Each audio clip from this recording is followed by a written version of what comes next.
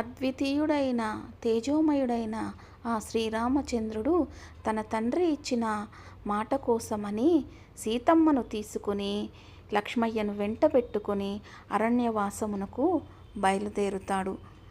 అక్కడ వారి పర్ణశాల వద్ద వారు కాపురం ఉంటుండగా ఒక బంగారు లేడి సీతమ్మకు కనిపిస్తుంది.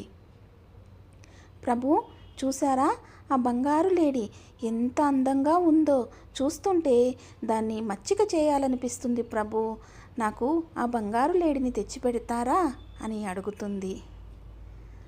సీత, ఇన్నేళ్లకి ఎప్పుడు నువ్వు ఒక్క కోరిక కూడా కోరలేదు. ఇప్పుడు ఆ బంగారు లేడి నచ్చింది అంటున్నావు. దాన్ని తప్పక తీసుకొని వస్తాను. నువ్వు ఇక్కడే ఉండు, మరి ఎక్కడికి వెళ్ళొద్దు సుమా అని అంటూ అక్కడి నుంచి బయలుదేరుతాడు వేటకి.